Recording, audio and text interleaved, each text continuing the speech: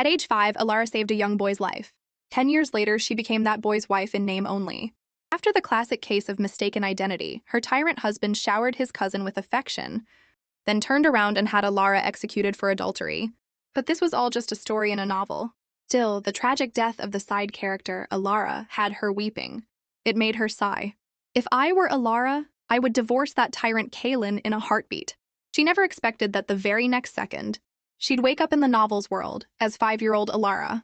It was an age where she was completely powerless, but somehow, she still ended up tangled with the male lead in this life too. Soon it was Alara's 5th birthday party. As the star of the show, she was dressed beautifully. A clear preview of the stunning woman she would become. It was hard to imagine how Kaylin could have been so cruel to a face like hers. Looking at the room piled high with exquisite gifts, Alara couldn't help but burst into tears of gratitude. As an orphan in her past life, she'd never received a single birthday present, let alone such thoughtfully chosen ones. Since I'm enjoying the love meant for the original Alara, she thought, I have to protect her family in her place. Soon enough, her family of 3 made their grand entrance. This was Alara's first public appearance, and being stared at by so many people made her so nervous she started hiccuping. But with her mother's gentle comfort and her father's warm presence, she managed to get through the opening dance. Just then, Count Valerius arrived with his son Kaylin. To avoid her fiancé from the original story and escape her terrible fate, Alara slipped away unnoticed and climbed a tree in the courtyard to admire the view. But she got a little too cocky, the branch snapped, and she fell straight down right into Kaylin's arms. Wanting to get away as fast as possible, Alara muttered a quick thanks and hurried off. Kaylin was left completely baffled by her obvious desire to have nothing to do with him. After leaving, Alara accidentally bumped into another boy. With his fluffy pink hair and cherubic face, he was cute enough to make your heart melt. Just as the boy reached out to grab a giant snail, Alara sharply stopped him. She recognized it as a giant African snail. Highly destructive and infectious, it had no business being here. As she was about to tell an adult, a wad of mud splattered onto her hand. Hey, short stack, get over here and bow to your big brothers. The 2 troublemakers were her cousins from her uncle Luther's side, Matthias and Orion. Both were bad news, and in the original story, they were eventually beheaded by Kaylin for their crimes. After throwing mud at the pink-haired boy who stood in front of Alara, they laughed cruelly. The new Alara wasn't having it. She grabbed the snail with a leaf and chucked it at them, sending them screaming for their mom. Her bravery made the pink-haired boy's eyes sparkle. He copied her, jumping in front of Alara to block a slap aimed at her. Alara immediately joined the fight. Scared he was losing, the boy started crying for his dad. Hearing the commotion, a man rushed over and was furious to see his son hurt. It was only then that Alara realized the boy was Liam, the beloved only son of Duke Astor. He was the original Alara's secret crush for years, the white moonlight of her life, who was tragically killed by Kaylin. Her 2 cousins immediately started playing the victim, blaming Alara for everything. Thankfully, Liam stepped up and explained they had been bullying him, and Alara only scared them with the snail to help. The furious Duke Astor instantly decided to switch his fabric business partner. I will not do business with anyone who bullies my son. The boy was crying over a minor scrape, but the girl hadn't made a sound despite a dislocated bone, even smiling to comfort him. This instantly turned the second male lead, Liam, into her #1 fan. He ignored his own injuries and insisted on staying as a guest. The doting Duke Astor naturally agreed, thanking Alara and inviting her to join them for dinner. In the original novel, Alara and Liam spent their school days together, but she was too shy to ever confess her feelings. She ended up just watching him enter a political marriage with Princess Helena, her secret love dying with a whimper. If she had just been a little braver, would the ending have been different? From that day on, the 2 became best friends and inseparable playmates. Alara felt she had successfully distanced herself from the tyrant male lead, and was one step closer to the peaceful life she wanted. Little did she know, her entanglement with her future tyrant husband had only just begun. Meanwhile, Luther was raging about losing the fabric business, taking his anger out on his wife, Liliana. He only stopped when Count Valerius arrived with Kaylin. Their daughter Odette, heartbroken to see her mother suffering, urged her to ask her own brother for help. But the love-struck Liliana couldn't imagine leaving her husband. She even poisoned her daughter's mind with ideas that studying is useless. Marrying a good man is all that matters, pointing to Kaylin as a prime example. Later, when Kaylin spotted the bruises on Odette, Liliana covered for her husband, even using her sibling bond as leverage, to ask her brother to help Luther's business. The 2 kids later found themselves in the estate's greenhouse. Looking at the vibrant, meticulously cared-for flowers, Kaylin shrewdly noted that his uncle didn't seem to care for his wife or daughter at all. After all, both of them loved the pure white magnolias from the northern tundra. It turned out that because Odette was a girl, she was disliked by her father. Even though she had a talent for business, he had warned her, "Touch those account books again and I'll break your legs." Kaylin gave her a magnolia. "You have to fight for what you want," he told her. "When you're truly strong, you'll have the power to speak." His words changed Odette's destiny, and from that moment, their lives became intertwined. The next day, they visited some ancient ruins. Originally built by King Andros for his beloved queen, the site was later destroyed by rebels. But you could still see its former grandeur. Kaylin, however, preferred the vast open tundra of his homeland. Just then, he noticed Alara nearby, taking a trusting leap of faith into Liam's arms. Kaylin couldn't help but walk over. "It's been a while, Lady Alara." After introductions, Alara realized that the second female lead, Odette, and the male lead, Kaylin, had already connected this early. She definitely needed to stay out of their way. But while she wanted to leave, the puppy dog like Liam wanted to see the main hall, forcing her to be a third wheel. Suddenly, a small green snake shot out of the grass, heading straight for Odette. Kaylin quickly jumped in front of her and was bitten. Dark blood immediately started oozing from the wound. Alara knew the snake was venomous. They were in a remote area. A doctor would never make it in time. Alara took charge. She ordered Odette to get help and Liam to fetch clean water. Then, to the boy's astonishment, she leaned down and began sucking the venom from the wound.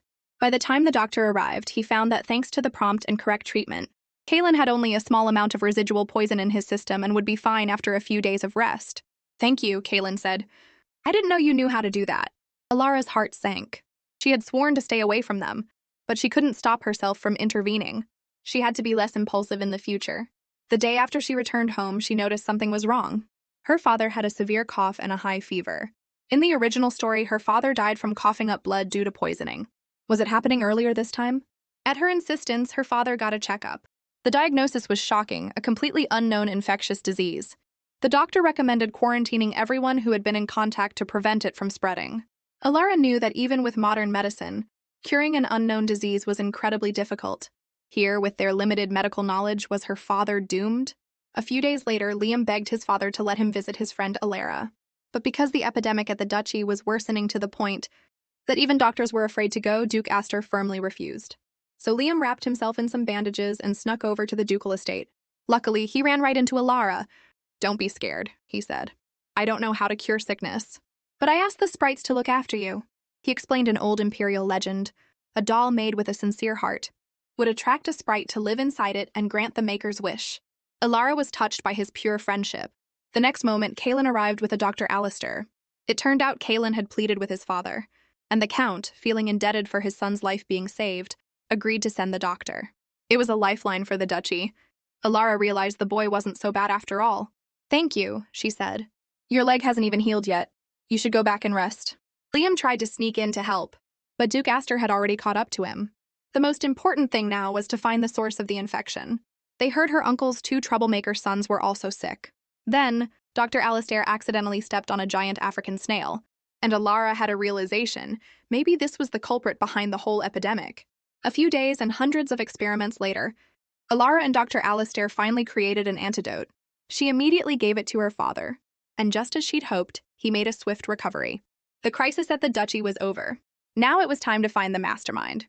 Normally, only the procurement staff or high-ranking servants would have the opportunity to poison them. She got the entry and exit logs for the past month from the guards, and found unhatched snail eggs. But just then a figure appeared behind her, ready to attack.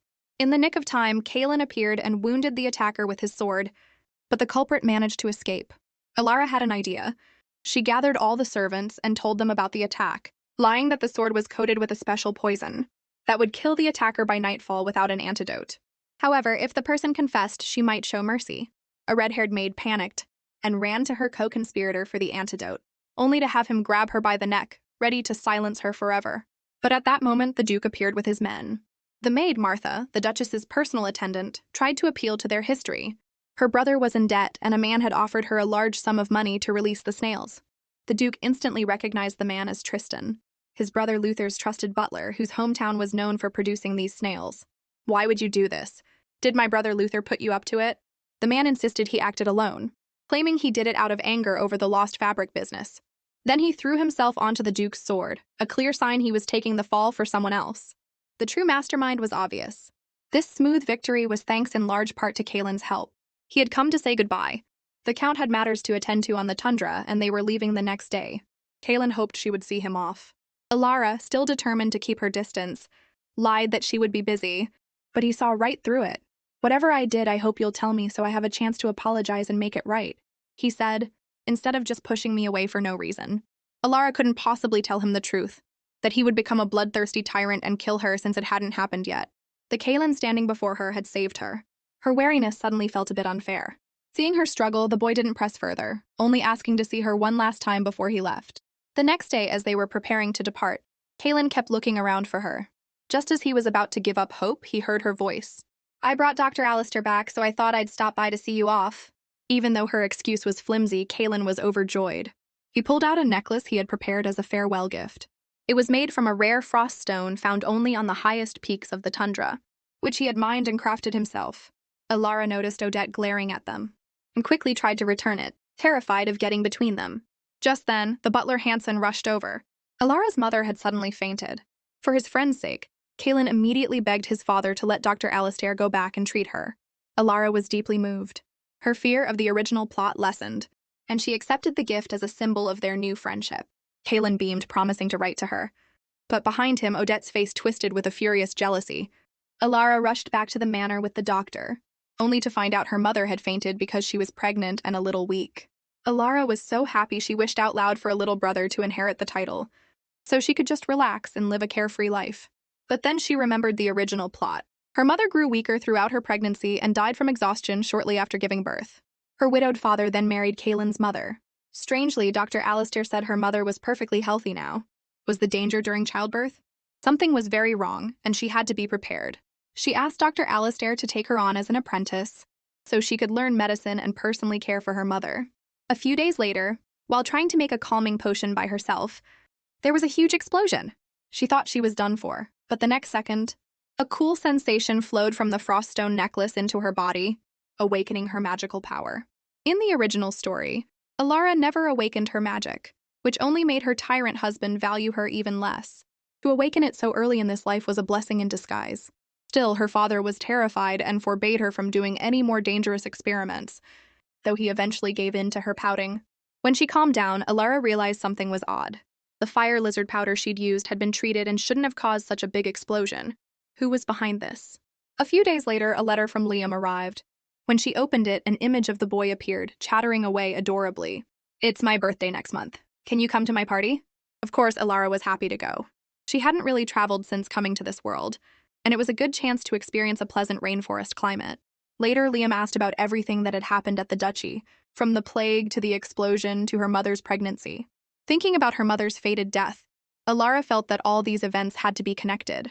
Maybe she could find a clue by investigating the deceased butler, Tristan. His house was near the commercial district, so she used the excuse of buying a birthday present for Liam to go search for clues, hoping nothing had been disturbed. But as soon as she arrived, she ran into Odette. After a few awkward pleasantries, the silence was deafening. She tried to leave, but Odette stopped her. "Have you heard from Kalen? He said he was going to write to you." Alara understood immediately she was jealous. "He was just being polite because I saved his life," she said. "We haven't been in touch at all." Deciding to play matchmaker and clarify her own position, Alara took off the froststone necklace when Odette mentioned it and handed it over. She thought this would win her some goodwill and push the two of them together. But Odette saw it as an act of charity and resented her for not valuing Kalen's gift. Soon, Alara reached Tristan's house and started searching for any shred of evidence. She found nothing by nightfall. Just as she was about to leave, a hidden compartment clicked open and a stack of documents slid out. A few days later, Kalen received a letter from Odette. He looked visibly annoyed and uninterested, until he read a part about Alara. "She gave me the froststone necklace you gave her. She said it was too ugly and she didn't like it, but I love it." Furious, Kalen crumpled the letter and stormed out. Alara, oblivious, was examining the documents. They were written in a code she couldn't understand. Her father recognized it as a cipher that required a key to translate. The person behind it must have destroyed the key, which is why they hadn't bothered to destroy the letters. He took on the task of decoding them and shared some good news. In a few days, they would be traveling to the Tills Forest for Liam's birthday, and their route would take them through the Frostwind tundra. Alara groaned internally. That meant she would see Kalen. She had just promised the female rival she would keep her distance, and now she was being forced to see him. She tried to use her mother as an excuse to stay behind, but her father insisted she come. Since she couldn't get out of it, she'd just have to play it by ear. A few days later, they arrived at the Frostwind tundra. Ilara met the Countess Sylvana, Kaylin's mother, and her future stepmother in the original story, for the first time. In the novel, after the Count's mysterious death, she bore the infamy of killing her husband to marry the new king, Ilara's father, and helped Kaylin ascend the throne while pushing for his marriage to Ilara. She was an enigmatic figure. Just then, Kaylin appeared. Ilara greeted him cheerfully, but he gave her the cold shoulder. "What's wrong with you? You look like such a sourpuss." Kaylin ran off in a huff, but Ilara didn't think much of it. Unfortunately, Sylvana saw the exchange and took an immediate dislike to her. That evening, while showing Ilara to her room, Sylvana apologized for her son's behavior, but her words were dripping with sarcasm. "Probably just a little stressed. We've been busy looking for a princess for him to marry. After all, a duchess's daughter is still a bit beneath his station." Ilara caught the jab instantly and played along. "Kaylin doesn't say a word all day, and his face is like a block of ice. Wouldn't a princess freeze to death with him? But I'm just an inexperienced duke's daughter. I'm sure there's some princess out there who won't mind." Sylvana was left seething but couldn't say a thing. The next day, the two kids ran into each other again. Kaylin was waiting for her to apologize, but Ilara acted like she didn't even see him and walked right past. Just as he was about to ask what was wrong, the butler announced, "Lady Liliana and Miss Odette have arrived. The Count requests your presence to greet them." Kaylin couldn't focus on anything they were saying. Even when he was alone with Odette, his mind was elsewhere. "Kaylin, what are you thinking about?" "About Ilara. Is she here too? You care about her that much?" "Why would I care about that rude girl?" Odette, thinking Kaylin disliked Ilara, happily toyed with the necklace. But Kaylin immediately wanted it back. "That necklace doesn't suit you. I'll have the butler find you something more valuable." He practically ran off, not giving her a chance to refuse. Odette chased after him frantically, only to collide with Ilara around a corner. Realizing Ilara hadn't heard their conversation, she put on an act pretending to be very close with Kaylin. "I don't get to visit often, and I'd like to spend some time with my cousin. You won't be joining us, will you?" Ilara got the hint and quickly promised not to interrupt them. She took the library key and happily went off to find a way to decode the letters. That afternoon, Kaylin had no choice but to wander around town with Odette. He answered her curious questions with cold indifference, finding her chatter annoying. But when he spotted Ilara by herself, his mood instantly brightened, and he pulled Odette along to follow her. Kaylin saw Ilara go into the library and followed her in. Odette, not knowing what was going on, picked up a book of poetry from a shelf and started showing off. Literature and art are the true soul of the nobility. Learning things like medicine, as Lady Ilara does, is something only the lower classes do. This infuriated Ilara, who was hiding nearby. "She has to put me down just to flirt? This girl is asking for it." But before she could say anything, Kaylin defended her. "I think you're forgetting that if Ilara only knew about literature and art, I'd be dead." Odette, seeing her cousin was angry, tried to save face but only made things worse. Ilara had heard enough. If that's how it was going to be, she didn't need to keep her promise to stay away. "So what if I'm a rebellious, headstrong duke's daughter? What are you gonna do, hit me?" Odette, still just a child, couldn't handle the provocation. She started crying and ran to tattle to her mother. But in her haste, she accidentally opened the door to the library's forbidden section. The next second, she was ensnared by countless black tentacles. Kaylin rushed forward to save her, but no matter how many times he cut the tentacles, they instantly regenerated, and he was attacked in the process. "It's a magical creature. Normal attacks won't work." Ilara remembered she could use magic, but Odette had her Froststone necklace, and she couldn't activate her powers without it. Kaylin immediately understood the most important thing. Ilara hadn't given the necklace away willingly. His mood instantly lifted. "I'm getting it back," he said, "and this time you can't give it to anyone else." Ilara quickly put the necklace on. Just as a tentacle lunged at her, her magic automatically activated in response to the threat, temporarily saving them. However, triggering the forbidden section had also sealed the library. No one could get out. Odette was terrified, thirsty, and hungry. Ilara took out her last piece of candy and comforted her, saying someone would find them soon. Seeing Odette hesitate, Kaylin grumbled, "You had no problem asking for the necklace. Don't tell me you're too shy to take a piece of candy?" Ilara quickly shushed him, but Odette wasn't grateful at all, thinking she was just being a phony. "So what's in this forbidden section anyway?" Ilara asked. "Just some family histories and rare books," Kaylin replied. "Don't you get it?" Odette chimed in. "These records represent a noble bloodline that has never been broken. Of course they must be preserved." Ilara silently rolled her eyes at the pretentiousness. To her surprise, Kaylin backed her up. "Actually, it's because our ancestors went through a lot of hardships and didn't want people to know," he said, essentially admitting it was a record of their family's embarrassing past. But to pass down valuable lessons to future generations, they wrote it all down. How they survived a forest ambush using the climate and terrain. How they drew water from plants in the desert. The two of them chatted happily, leaving Odette to sulk in the corner. Night fell, and still no one had come for them. Odette finally collapsed from a fever. "We can't just wait here? Is there a secret passage out?" Alara asked. "There's a secret passage in the forbidden section," Kaylin said. "But only family members know where it is. I'm still too young, so my father hasn't told me." An idea sparked in Alara's mind. She arranged the flags on a map according to the routes described in the family history. And sure enough, a hidden exit opened. Odette, lying on the floor, thought she was going to be left behind. But the hand that reached out to help her belonged to the very person she had been targeting, Alara. After being trapped in the library, Alara's clever escape earned her praise from all the parents. She had once again saved Kaylin's life, and in doing so, was given the book she needed to decode the ciphers. Odette, on the other hand, was in a terrible position. Not only was no one concerned about her fever, but her mother also called her a fool. "It's no wonder no one likes you. Now go drink your medicine before you get your brothers sick." Standing alone by the window, her spirit crushed, Odette saw Alara happily interacting with her father. The warmth and affection between them was something she had never experienced. A few days later, the group arrived at the Tills forest.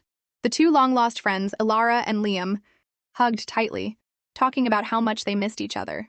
Kaylin felt a pang of jealousy, but then he got an enthusiastic hug too, which made his skin crawl. Liam proudly introduced them to his mother. "These are the friends I went through life and death with." Both Kaylin and Alara looked on with exasperated fondness. The next second, Liam slapped a big gold chain around their necks, engraved with the Venomous Viper Squad, and revealed he'd even had matching uniforms made. Except for the ladylike Odette, who refused to join. The enthusiastic Liam tried to get everyone to train with him every day, starting with Kaylin.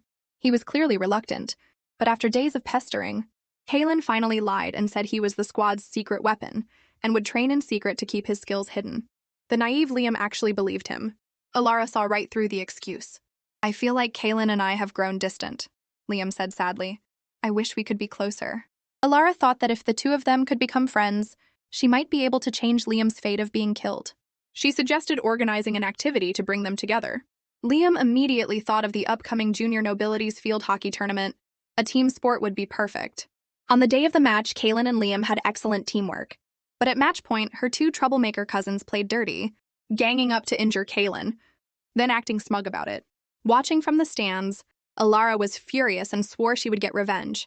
Later, she prepared 2 bottles of ice-cold Solani nectar. It sounded delicious, and her cousins immediately snatched them. Liam was angry, but Alara, usually so quick to retaliate, didn't seem to care.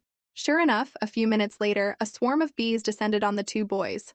Watching them get stung until their faces swelled up, Alara couldn't help but laugh. "Yes," they yelled.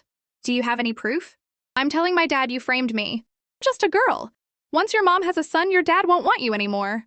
"Actually, your mom is so weak, they'll probably both die in childbirth and will inherit everything." Hearing her mother curse to die, Alara's magic flared. She launched an attack at her cousins. "Apologize to my mother, or I'll rip your mouths off." The commotion quickly drew the parents over. The cousins immediately played the victim. And without getting any facts straight, their mother Liliana went to slap Alara. The Duke caught her hand just in time. "Let's figure out what happened before getting physical." "What's there to figure out? When a noble child awakens their magic, they're supposed to be sent to the Royal Academy." "You hid her at home, you're an accomplice." Alara explained that her magic awakened by accident during an experiment, and that she couldn't control it well. Then she recounted how her cousins had nearly broken Kaylin's leg and cursed her mother. The Duke was enraged. Even if they were children, he wouldn't let it slide. The situation grew tense. Odette regretted following them. Terrified she'd get in trouble for not helping her brothers. The next second, she stepped on a twig, drawing everyone's attention. "You saw everything, didn't you? Tell them Alara was bullying your brothers," Liliana demanded. Odette didn't want to lie for her brothers, but her brother grabbed her by the hair. "Tell our mother the truth. Mommy doesn't like liars." Odette knew if she said anything against her brothers, her mother would make her life miserable. She had no choice. She was sorry, Alara. "My brothers didn't curse the Duchess. Alara was bullying them." Liliana immediately grabbed Alara by the neck, calling her a monster and threatening to send her to the House of Penance. The Duke stepped in to stop the madness. Alara happily ran to her father, only to hear him scold her. "You've really been spoiled?" Alara tried to explain, but her father said he didn't want to hear her excuses. The words cut deep. Why was it that in every life she was always the one being punished? In reality, the Duke had a reason. To save his daughter from the House of Penance, He had to pretend to punish her to placate Liliana while he found proof to clear Alara's name. He ordered the guards to lock the gates, letting no one in or out, then rushed off to investigate. That night, her two friends snuck in through the window, bringing snacks. Alara was so touched she burst into tears. The innocent Liam thought she was sad because her pastries were crushed, but Kaylin knew they were tears of injustice. The only way to clear her name was if her cousins confessed, which was obviously not going to happen. "It'll be terrible if your Aunt Liliana actually sends you to the House of Penance," Kaylin said grimly. It was a subordinate organization of the Royal Academy. Noble children were typically sent to the academy at age 6 to awaken their magic under supervision. If a child awakened their powers before then, it had to be reported immediately to prevent them from losing control. Anyone who hid their powers or used them to harm others was sent to the House of Penance, where they endured daily whippings for their sins and had to walk barefoot across the empire performing good deeds. "We won't let you go to that horrible place," they promised. "Just wait, we'll clear your name." That night, the two boys disguised themselves as adults and went to the black market, where they were immediately spotted. "Gentlemen, looking for some growth potions? We have everything." Liam's eyes lit up. "Can it make me taller instantly?" "Quiet, don't ask. We're here for truth serum." The merchant immediately pulled out a potion made by a 5th-level master alchemist for 300 gold coins. Their extravagance caught the attention of a few thugs, who followed them into a deserted alley. "My brothers and I are starving. How about you two spare some change?" The naive Liam actually felt sorry for them, but Kaylin knew it was a robbery. "This is all we have. Take it and let us go." But seeing two kids casually throwing around that much gold, the robbers got greedy. They decided to kidnap them for a bigger ransom. When one of them accidentally knocked off their hoods, they saw they were just children, and one of them was the son of the wealthiest man in the empire. This was their lucky day. Just as a man raised his blade, a blue vine shot out and wrapped around him. It was Alara. Seeing a mage, the robbers turned and fled. "You scared me to death, thank goodness you're here." "How did you get out?" "And you used magic?" Liam exclaimed. "I saw you two sneaking out my window and got worried, so I followed you," Alara explained. "It's worth being grounded if it means saving you." It was a moment of pure friendship, each of them looking out for the other. "But what were you two doing sneaking out?" They told her their plan, and Alara's eyes lit up. Matthias and Orion's fun was about to end. On the day of Liam's birthday party, the boys sneakily poured the potion into 2 glasses. Just then Odette appeared. Alara quickly pulled her aside, saying she needed to go apologize to her cousins. "I was wrong before," Alara said to the boys. "If you're willing to forgive me, please drink this juice as a peace offering." They looked at her with disgust, saying it wouldn't be that easy. She'd have to pay a price, like barking like a dog in public. Liam was about to lose it, but Odette grabbed Matthias's arm. The 3 of them tensed, afraid their plan was about to be exposed. To their surprise, Odette just told her brothers to let it go for now and get even later. As the 2 boys tipped their heads back and drank, the 3 little conspirators breathed a sigh of relief. But as Odette walked away, she turned and gave them a subtle gesture. She had known about their plan all along. Soon the party officially began. Matthias presented his gift, and Liam started his performance. "Alara was so cruel," he said dramatically. "How could she use magic on innocent people like you?" Under the potion's influence, Matthias blurted out the truth. "Of course she did it to get revenge for her mom. You should have seen her face when we cursed her mother to die in childbirth. It was hilarious."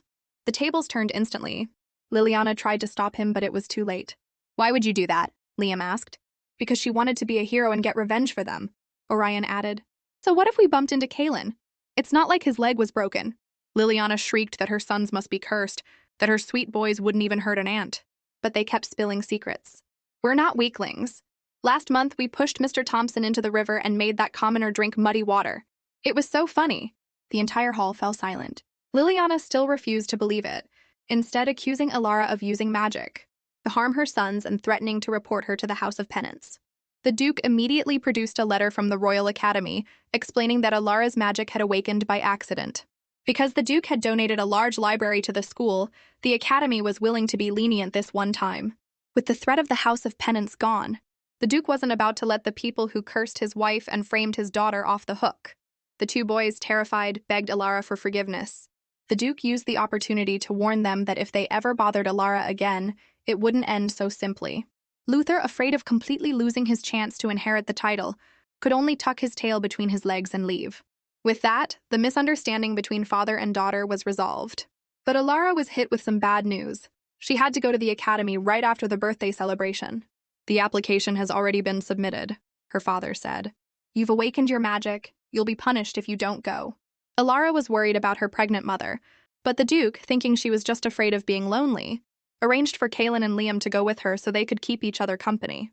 Odette was incredibly envious. She knew the academy's tuition was expensive and her mother would never agree.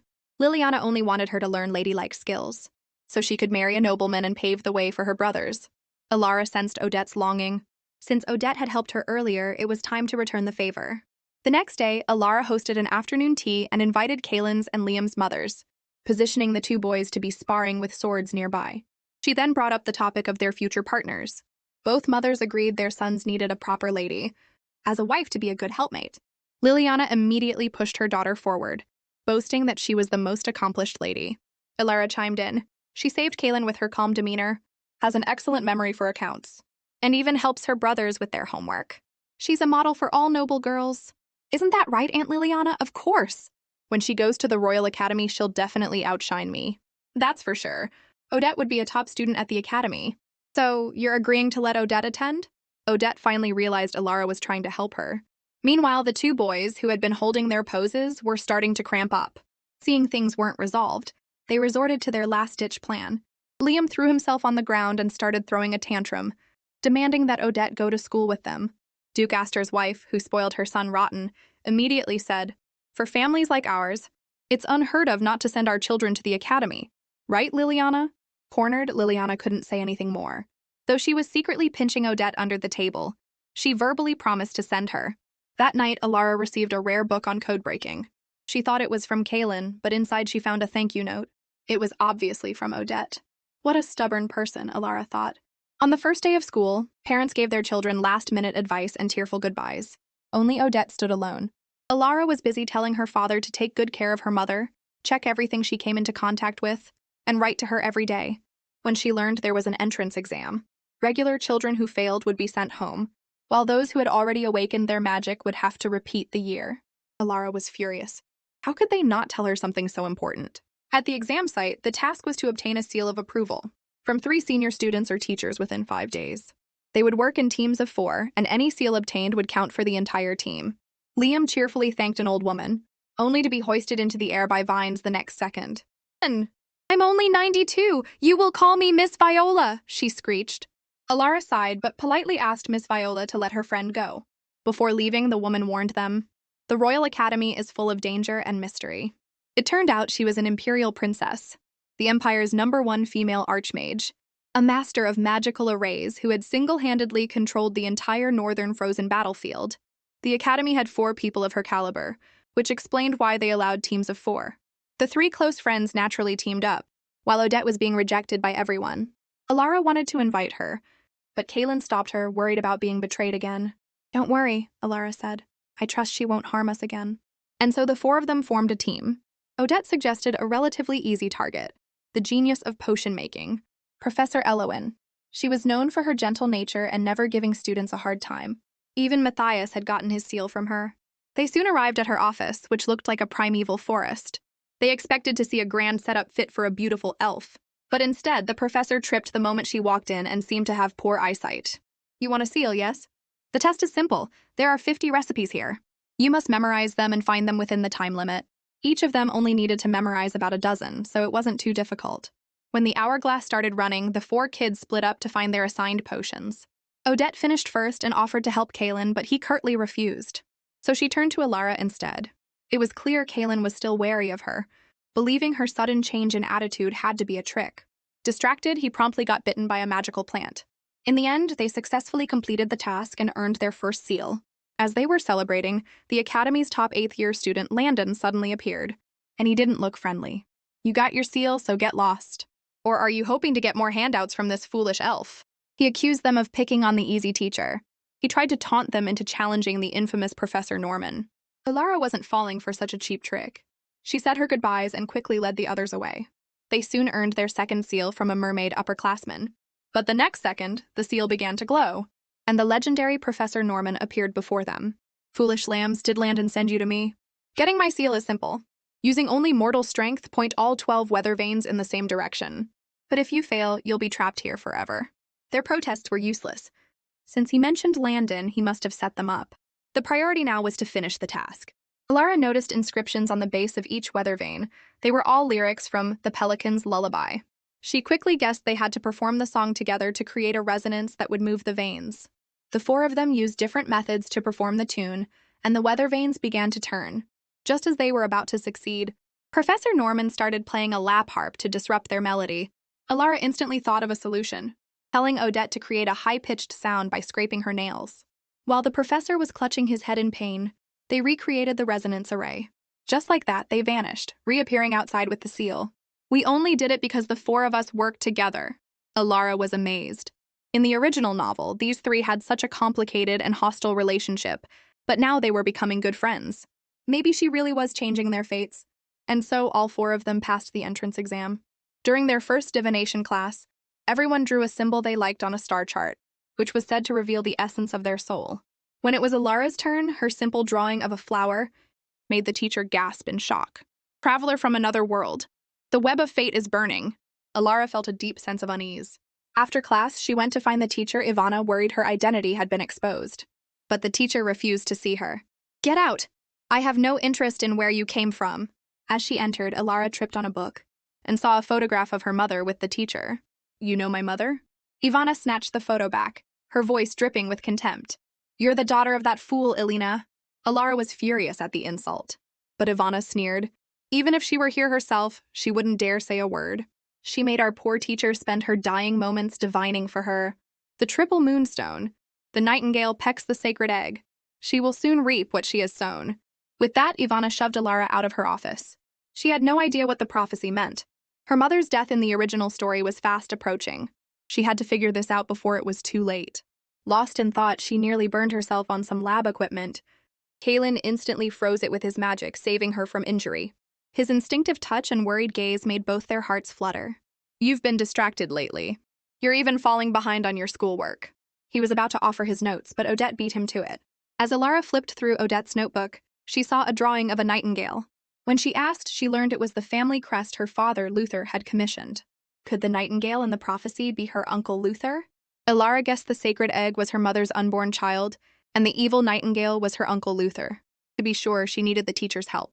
On the outside, Ivana was as cold as ice, but on the inside, she was completely charmed by Alara's cute determination. How did they even invent something this adorable, she thought. "I'm sorry, I don't have any money right now," Alara said. "But if you agree, I'll find a way to get you whatever you want. As it happens, I need a drop of dawn's tear. It's the first drop of dew that falls at dawn from the moonlight cornflower the headmaster grows at the top of the bell tower. Steal it for me, and I'll answer your questions." Alara immediately agreed. Hiding inside a suit of armor, she snuck past guards under the moonlight, and finally reached her destination. But there was nothing there except a giant bell, with an inscription, "The most beautiful garden is in a pure heart." Had she been tricked? Did the teacher never intend to help her?